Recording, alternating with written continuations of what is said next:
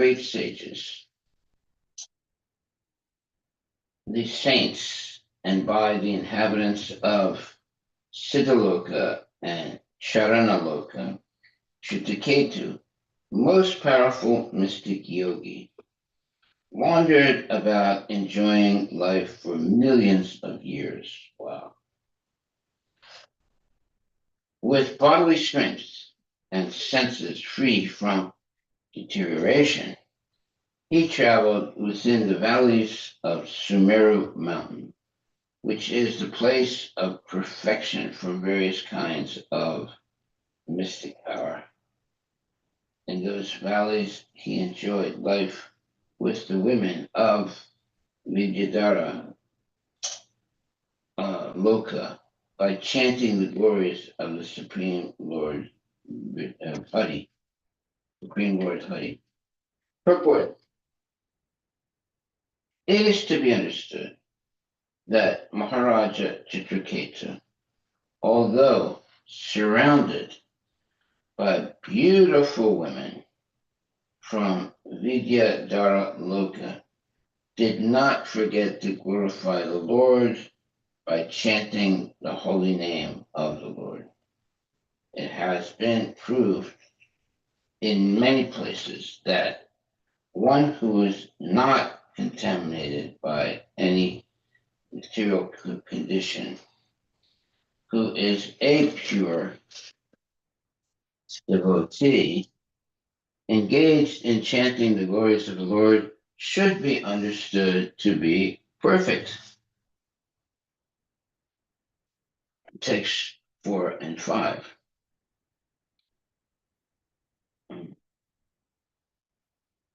Says, one time, while King Chitraketu was traveling in outer space on a brilliantly effulgent airplane given to him by Lord Vishnu. Oh, that's nice. It's a very nice present. Second.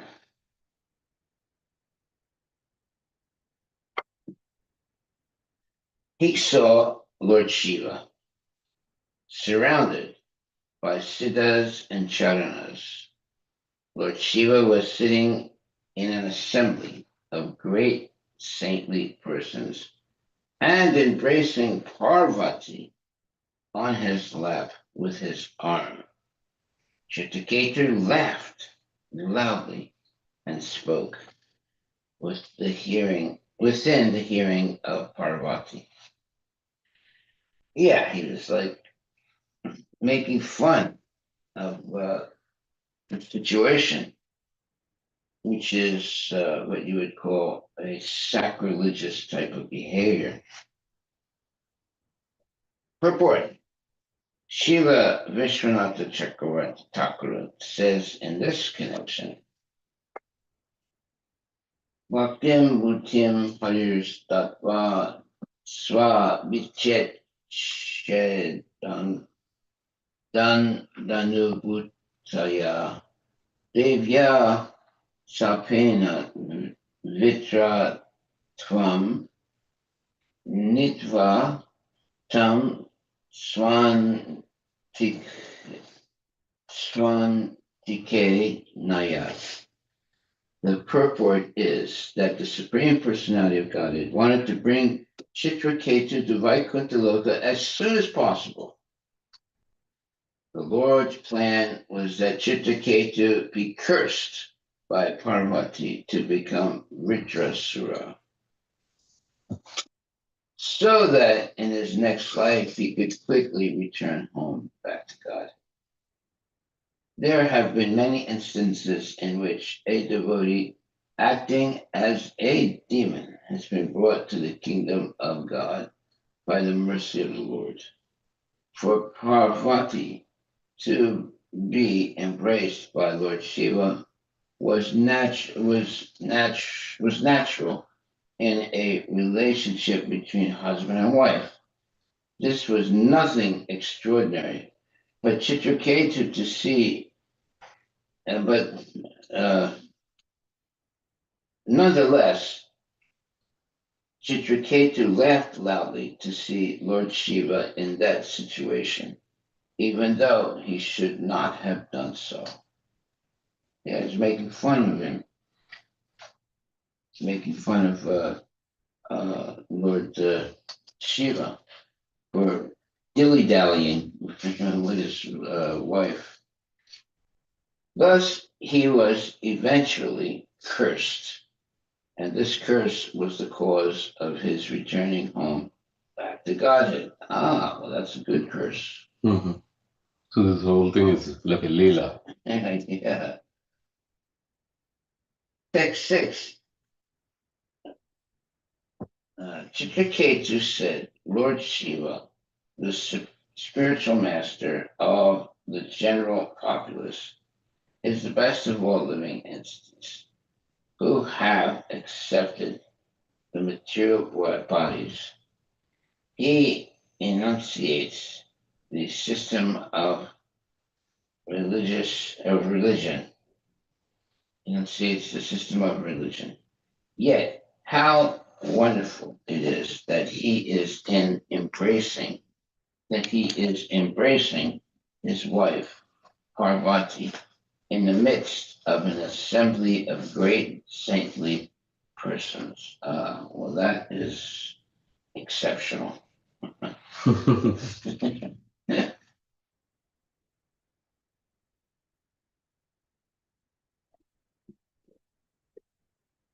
Text number 7.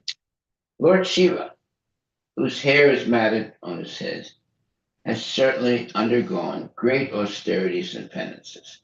Indeed, he is the president in the assembly of strict followers of Vedic principles. Nonetheless, he is seated with his wife on his lap in the midst of saintly persons and is embracing her as if he were a shameless, ordinary being. Wow. You got to be Lord Shiva to get away with that. Purport. Chitraketu appreciated the exalted position of Lord Shiva, and therefore he remarked at how wonderful it was that Lord Shiva was acting like an ordinary human being. He appreciated Lord Shiva's position, but when he saw Lord Shiva sitting in the midst of saintly persons and acting like a shameless, ordinary man, he was astonished. Srila Vishwanath Chakravarti remarks, although Chitraketu criticized Lord Shiva, he did not offer Lord Shiva, it did not offend, uh, he did not offend Lord Shiva like Daksha. Daksha considered Lord Shiva insignificant, but Chitraketu expressed his wonder at Lord Shiva's being situated in that way. Okay, that's nice. So he's thinking that, wow, this is wonderful what Lord Shiva is doing. Uh, Text 8. Ordinary conditioned persons generally embrace their wives and enjoy their company in solitary places. How wonderful it is that Lord Mahadeva, although a great master of austerity, is embracing his wife openly in the midst of an assembly of great saints. Okay. Purport of Srila Prabhupada. The word Maharatadara indicates a brahmachari who has never fallen down. Lord Shiva is counted among the best of yogis, yet he embraced his wife in the midst of great saintly persons. Chitraketu appreciated how great the Lord Shiva was, to be adulterated even in the midst of those I'm sorry, I'm sorry. Maharaj, Uh, are you okay? Chitraketu appreciated how great Lord Shiva was to be unaffected even in that situation. Therefore, Chitraketu was not an offender. He merely expressed his wonder. Ah, okay, that's good. He was not an offender, which is expressing his wonder of Lord Shiva with Parvati. Text number 9.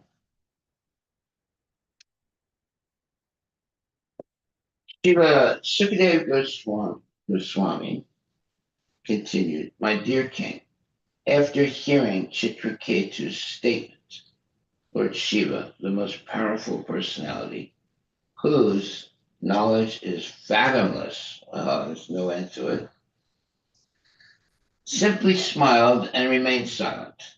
And all the members of the assembly followed the Lord by not saying anything. Now that's good. That's smart. Purport. Chitraketu's purpose in criticizing Lord Shiva is somewhat mysterious and cannot be understood by a common man. Srila Vishwanath Chakravarti Thakura, however, has made the following observations. Lord Shiva, being the most exalted Vaishnava and one of the most powerful demigods, is able to do anything he desires. Wow. Although he was externally exhibiting the behavior of a common man and not following etiquette, such actions cannot diminish his exalted position. The difficulty is that a common man, seeing Lord Shiva's behavior, might follow his example, as stated in Bhagavad Gita 9.31. Yad yada charati shrestas tat tad evataro jana sayat pramanam kurute lokas tad anuvartate. Whatever action a great man performs, common men follow, and whatever standards he sets by exemplary acts, all the world pursues. Now this might not be good though. Let's see what it's going to say. A common man might also criticize Lord Shiva, like Daksha, who suffered the consequences for his criticism. King Chitraketu desired that Lord Shiva cease this external behavior so that others might be saved from criticizing him and thus becoming offenders.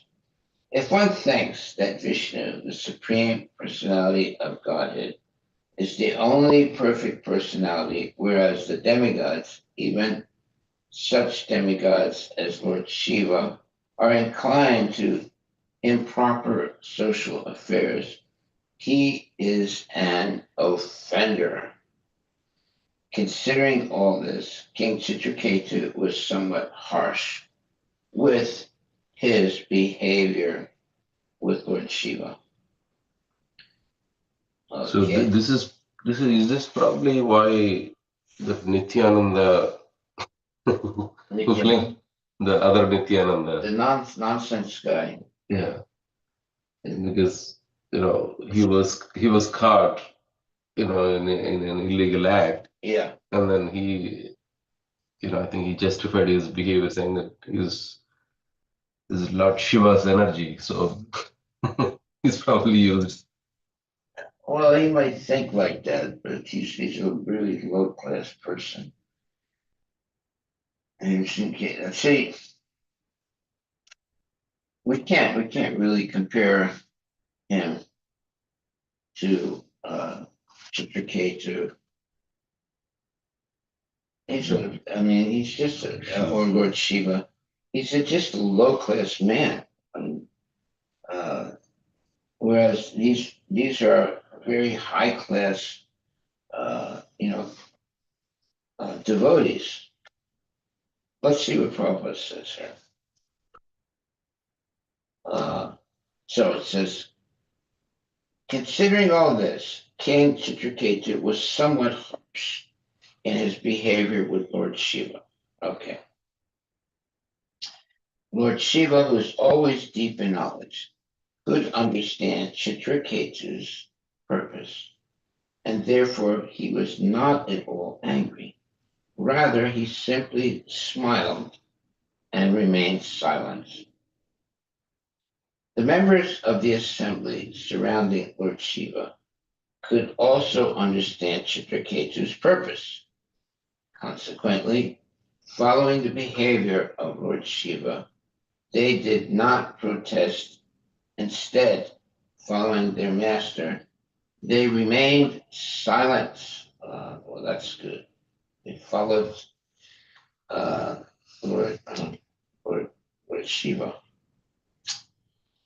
If the members of the assembly thought that Chitraketu had blasphemed Lord Shiva, they would certainly have left at once, blocking their ears with their hands. Okay, text 10. Not knowing the prowess of Lord Shiva and Parvati, Chitraketu strongly criticized them. Okay, that's a big no-no.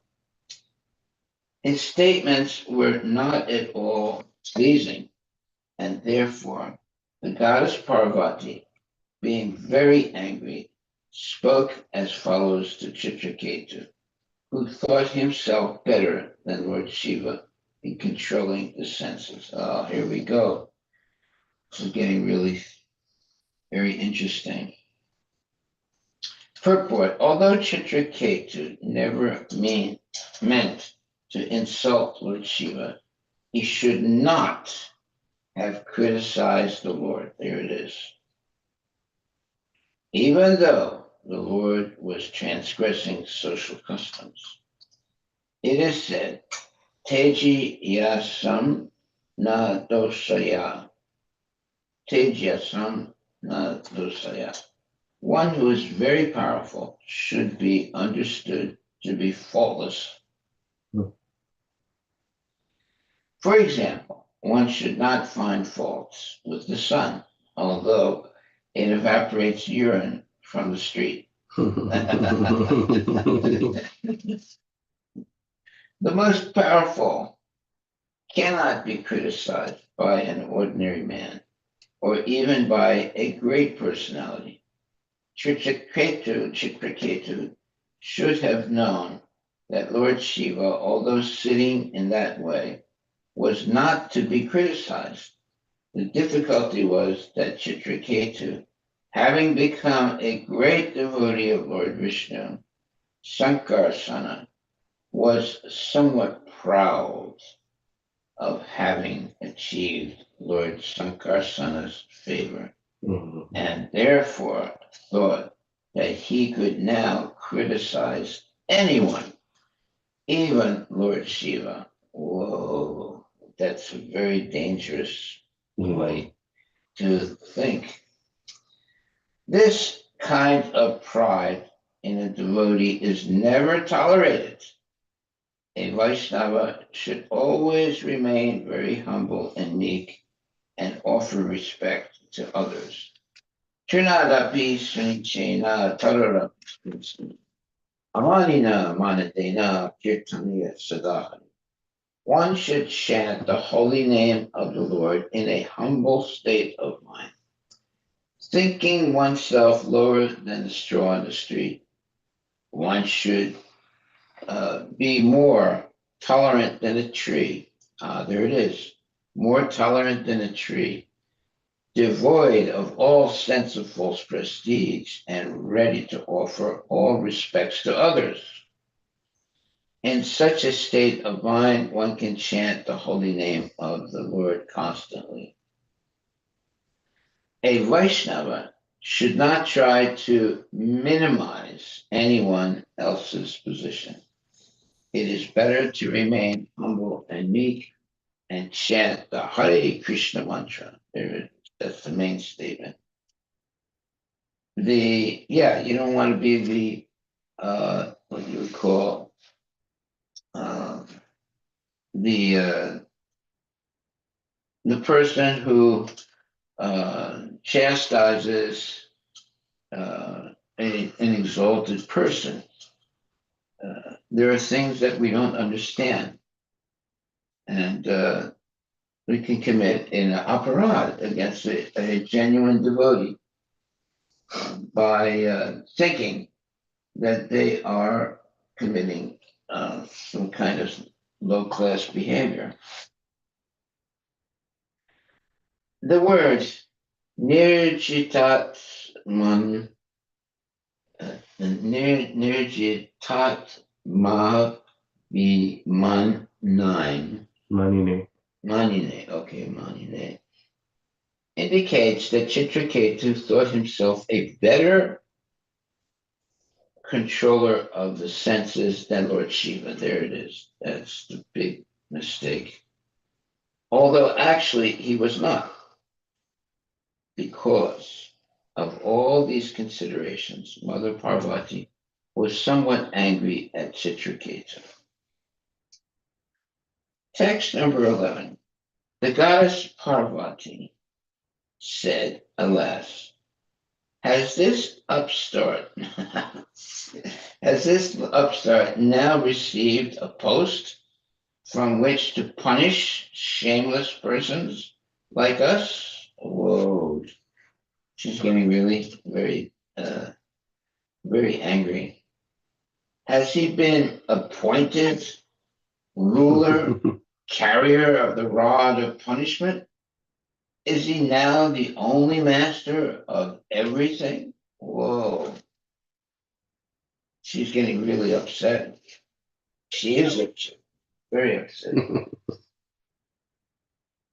Text number 12. Alas, Lord Brahma, who has taken his birth from the lotus flower, does not know the principles of religion, nor do the great saints like Brigu and Narada, nor the four Kumaras headed by Saint, Sanatana. I'm sorry, nor do the great saints like Brigu and Narada, nor the four Kumaras headed by Sanat Kumara, Manu, and Kapila have also forgotten their religious principles. I suppose it to be because of this that they have not tried to stop Lord Shiva from behaving improperly. Okay, text 13. One second. This Chitraketu is the lowest of Kshatras, for he has impudently overridden Brahma and the other demigods by insulting Lord Shiva, upon whose lotus feet they always meditate. Lord Shiva is personified religion and the spiritual master of the entire world. And therefore, Chitraketu must be punished. Wow. Okay. Purport. All the members of the assembly were exalted brahmanas and self-realized souls, but they did not say anything about the conduct of Lord Shiva, who was embracing the goddess Parvati on his lap. Chitraketu nonetheless criticized Lord Shiva, and therefore the opinion of Parvati was that he should be punished. Don't mess with big guys. This person is puffed up because of his achievements thinking, I am the best. I, meaning she is, Chitraketu is thinking, I am the best. He does not deserve to approach the shelter of Lord Vishnu, of Lord Vishnu's lotus feet, which are worshipped by all saintly persons, for he is impudent, thinking himself greatly important. Well,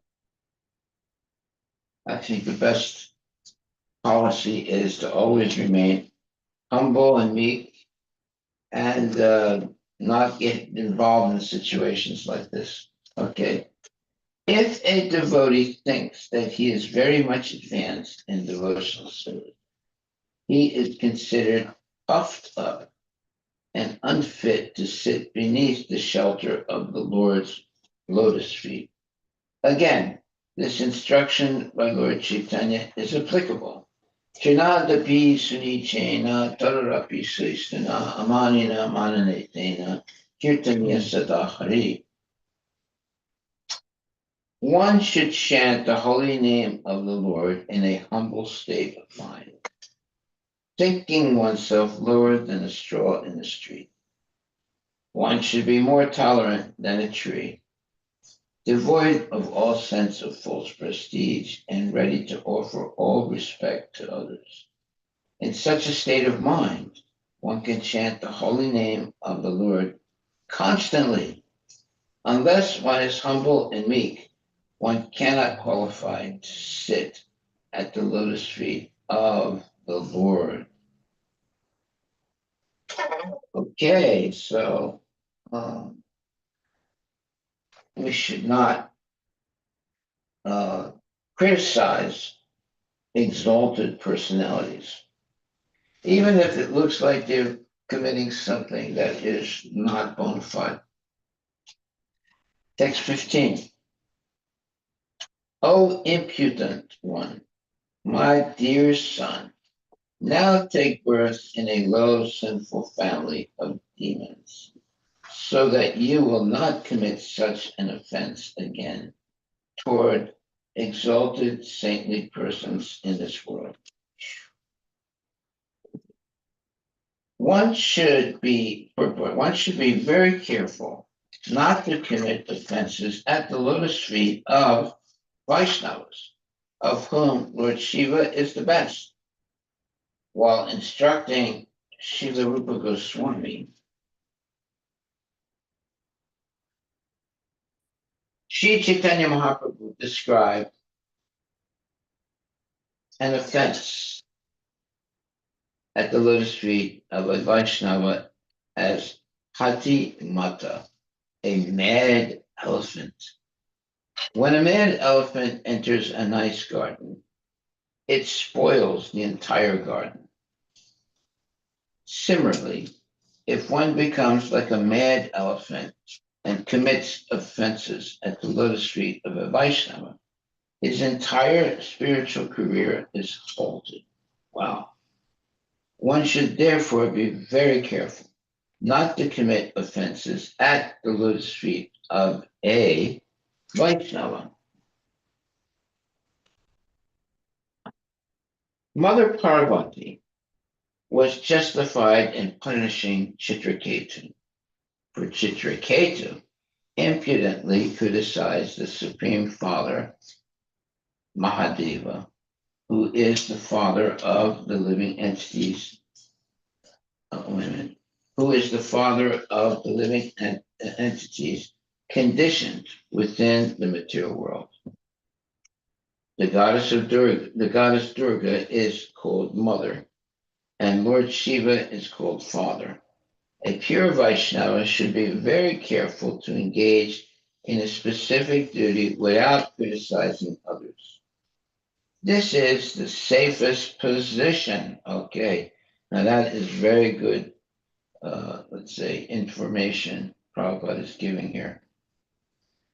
Otherwise, if one tends to criticize others, he may commit the great offense of criticizing a Vaishnava.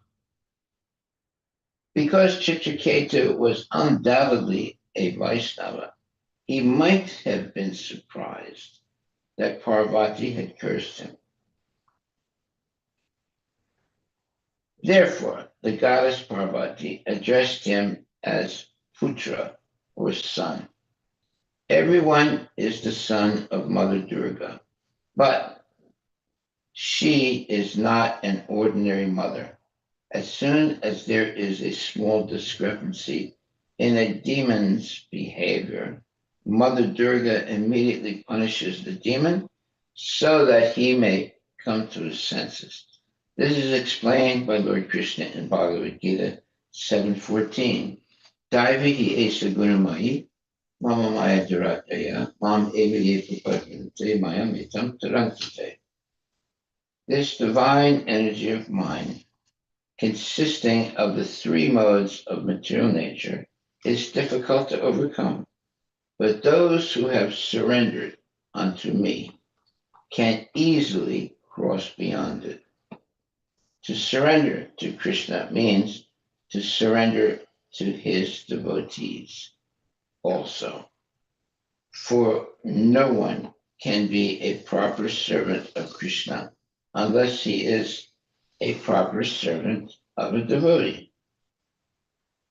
Shatiya Vaishnava Seva Nishtaram Payechekeva. Without serving a servant of Krishna, one cannot be elevated to being a servant of Krishna himself. Therefore, Mother Parvati spoke to Chitraketu exactly like a mother who says to her naughty child, "My dear child, I am punishing you so that you won't do anything like this again." This tendency of a mother to punish her child is found even in Mother Yasoda, who became the mother of the Supreme Personality of Godhead. Mother Yasoda punished Krishna by binding him and showing him a stick. Thus, it is the duty of a mother to chastise her beloved son, even in the case of the Supreme Lord. It is to be understood that Mother Durga was justified in punishing Chitraketu. This punishment was a boon to Chitraketu because after taking birth as the demon Vitrasura, he was promoted directly to Vaikuntha. Wow. Text number 16. Shri Sukadeva Goswami continued, "My dear King Parikshit, when Chitraketu was cursed by Parvati, he descended from his airplane, bowed before her with great humility, and pleased her completely." Text 17. Chitraketu said, "My dear mother, with my own hands folded together, I accept the curse upon me. I do not mind the curse, for happiness and distress are given by the demigods as a result of one's past deeds." Since Chitraketu was a devotee of the Lord, he was not at all disturbed by the curse of Mother Parvati.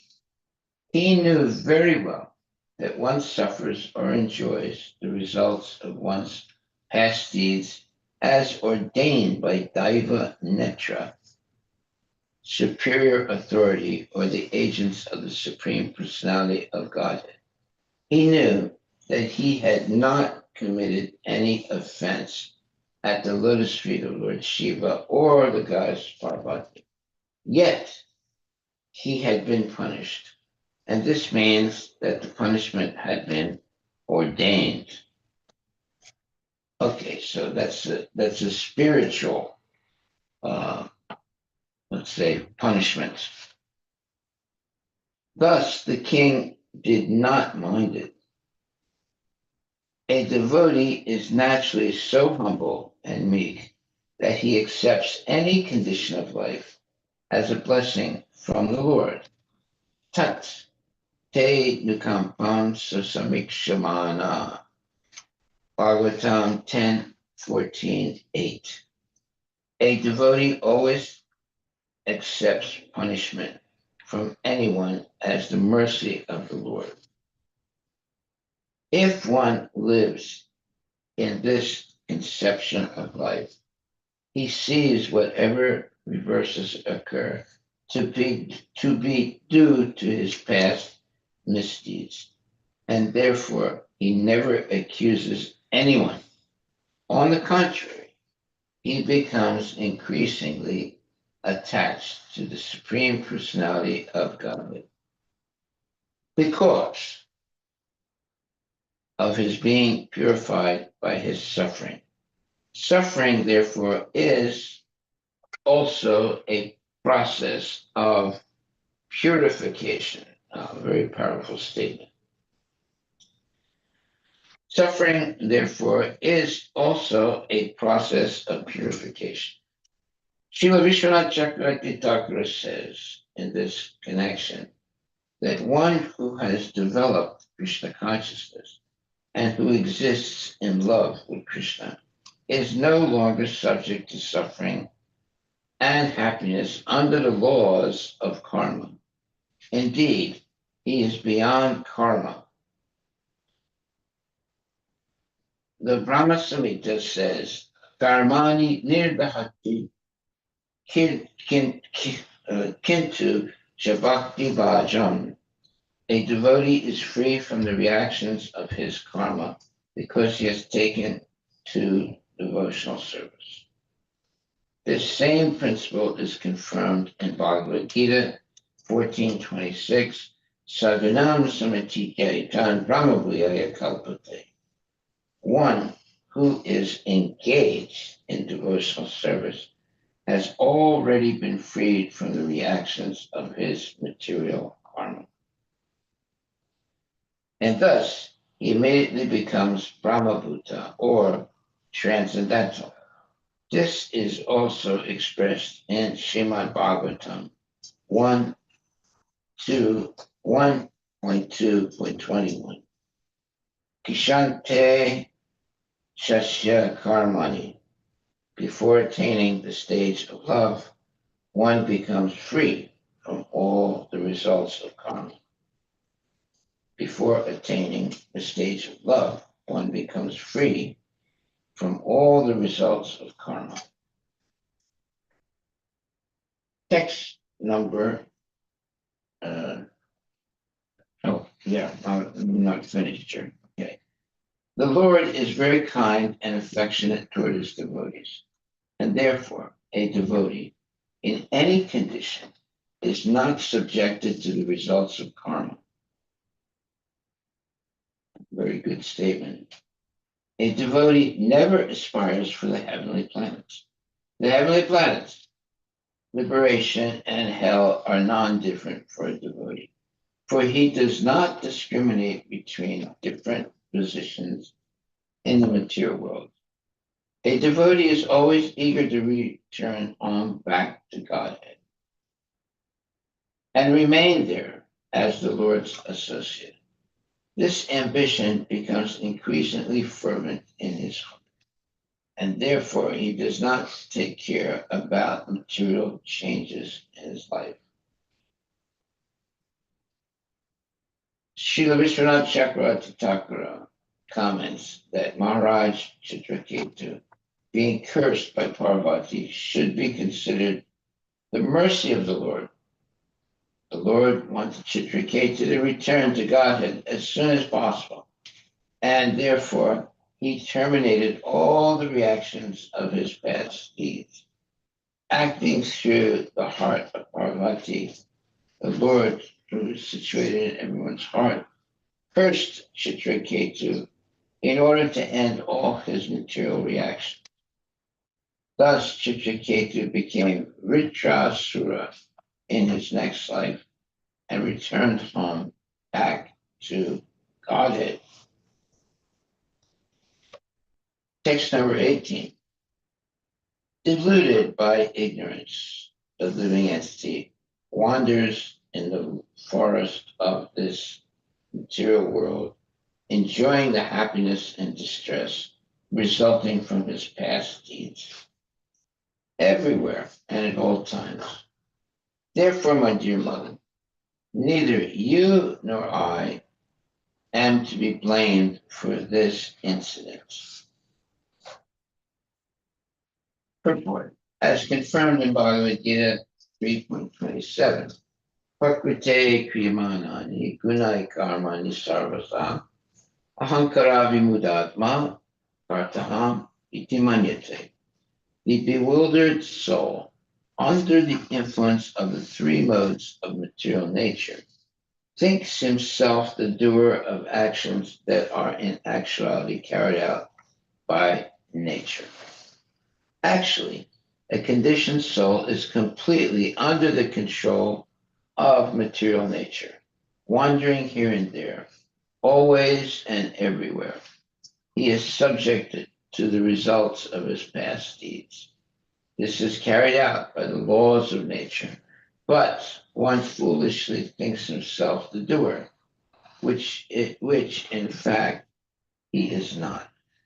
To get free from the karma chakra, the wheel of results of one's karma, one should take to bhakti marga, devotional service, or uh, or Krishna consciousness.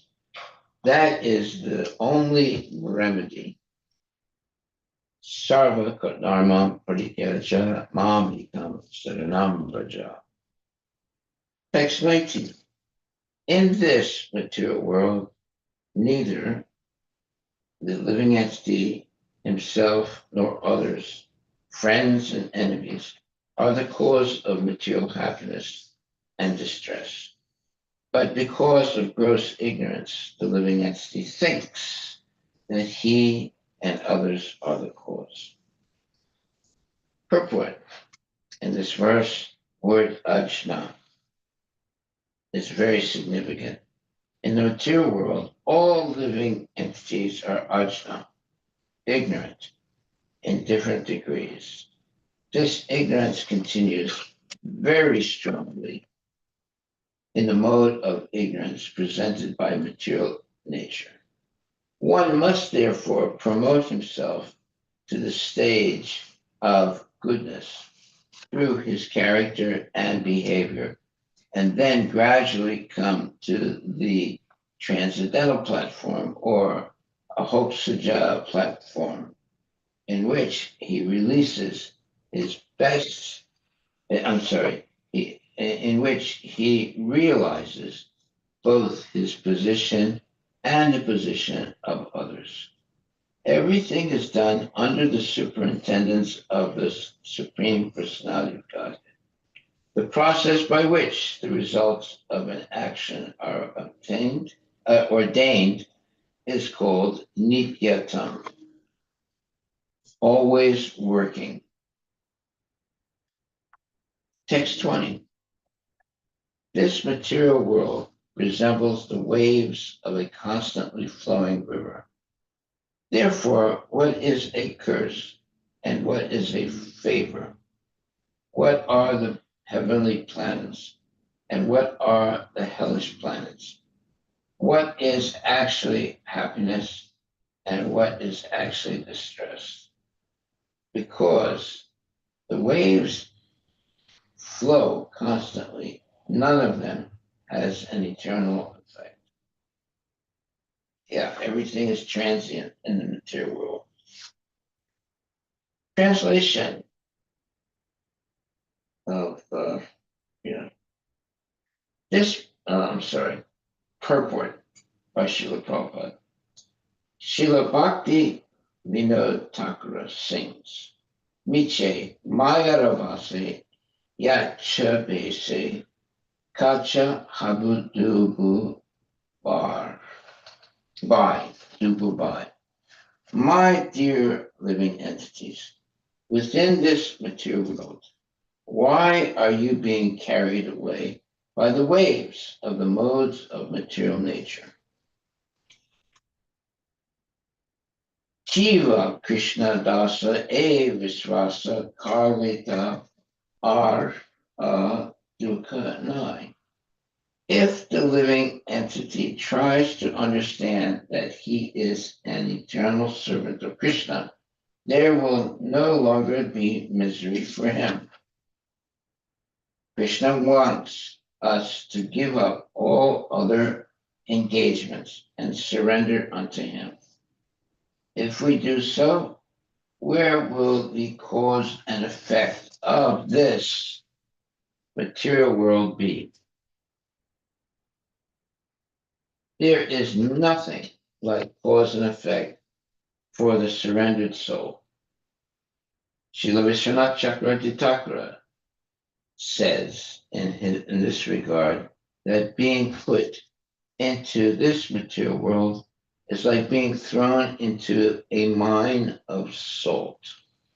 Uh-oh, that's not nice. If one falls into a mine of salt, he tastes only salt wherever he goes. Similarly, this material world is full of miseries. The so-called temporary happiness of the world is also misery. But in ignorance, we cannot understand this. That is the radical position. I'm sorry, excuse me. That is the actual position.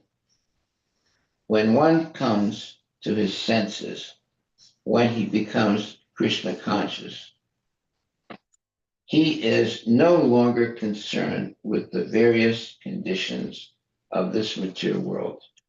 He is not concerned with happiness or distress, curses or favors, or heavenly or hellish planets. He sees no distinction between them. Wow. Text 21. The Supreme Personality of Godhead is one, unaffected by the conditions of the material world. He creates all the conditioned souls by his own personal potency.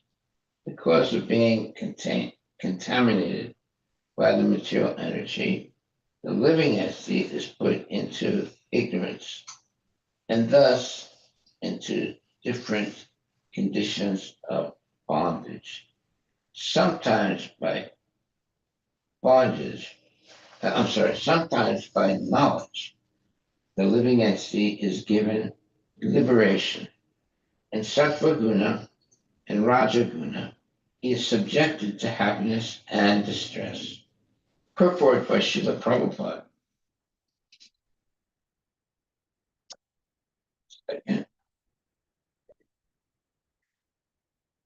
The question may be raised why the living entities are situated in different conditions and who has arranged this. The answer is that it has been done by the Supreme Personality of God without anyone's help. The Lord has his own energies.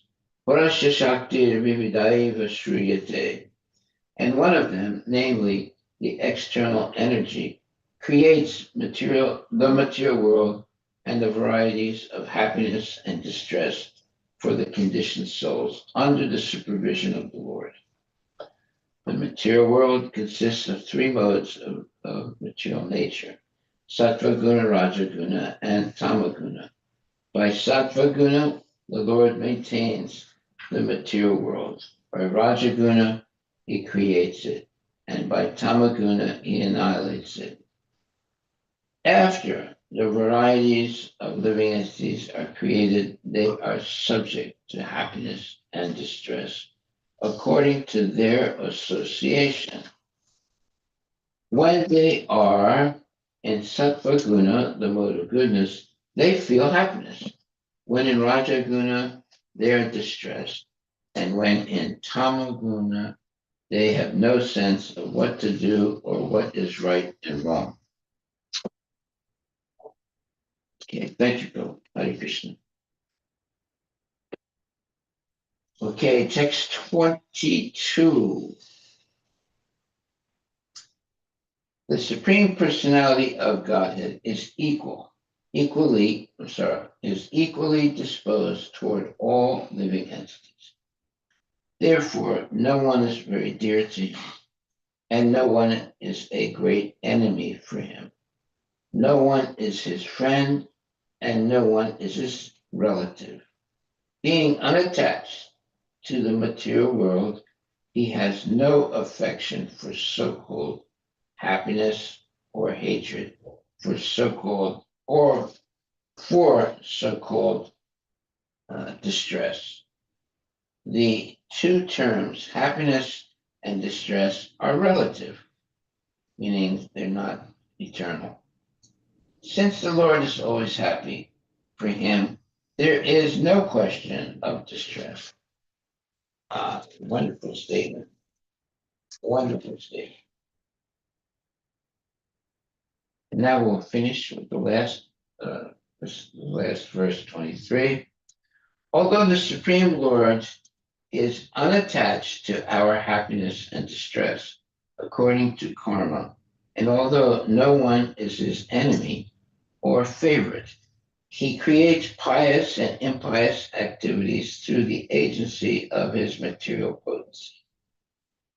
Thus, for the continuation of the materialistic way of life, he creates happiness and distress, good fortune and bad, bondage and liberation, birth and death. Purport by Srila Prabhupada. Although the Supreme Personality of Godhead is the ultimate doer of everything, in his original transcendental existence, he is not responsible for the happiness and distress or bondage and liberation of the condemned souls. These are due to the results of the fruitive activities of the living entities within this material world. By the order of a judge, one person is released from jail and another is imprisoned, but the judge is not responsible for the distress and happiness of these different people is due to their own activities. Yes, that's a fact. Although the government is ultimately the supreme authority, the justice is administered by the Department of the Government, and the government is not responsible for the individual judgments. Therefore, the government is equal to all citizens. Similarly, the Supreme Lord is neutral to everyone. But for the maintenance of law and order, his supreme government has various departments which control the activities of living entities.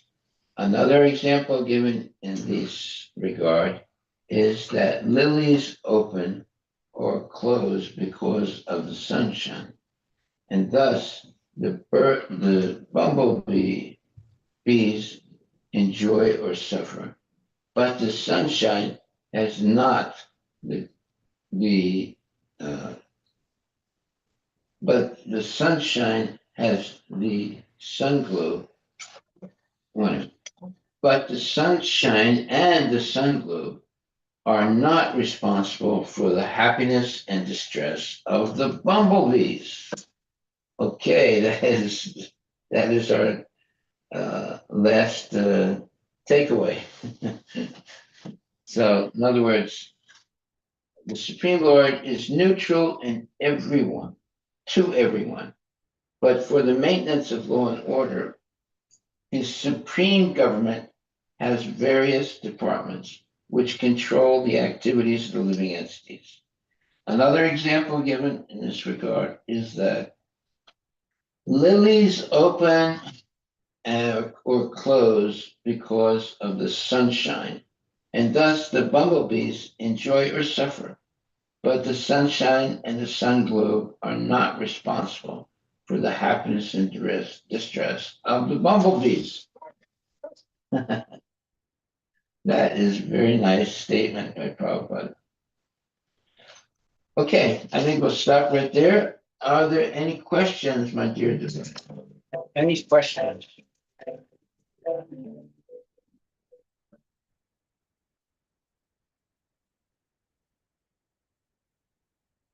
Hare Krishna, Lata, Hare Krishna.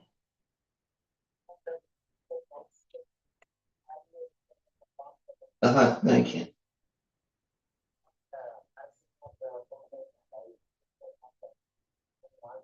Very good. Yeah, I know. I know.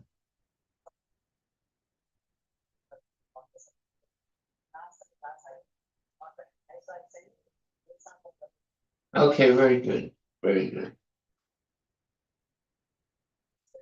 Yeah.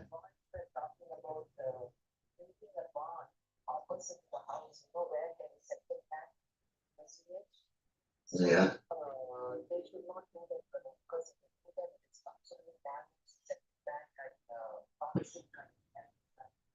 Yeah.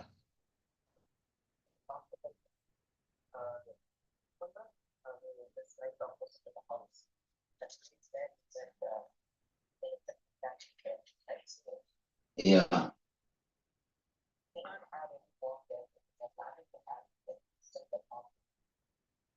Yeah, look, and you gotta get permits for things like that.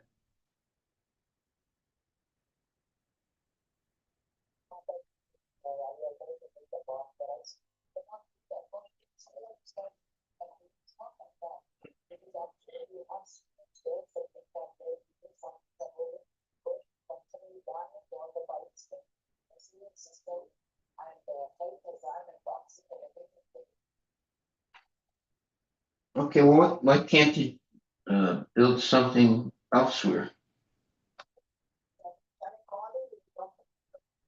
Yeah, okay.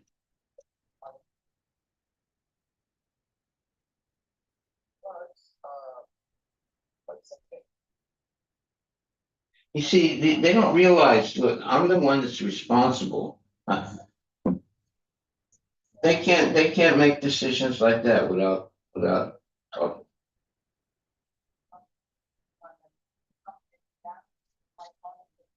Yeah, good.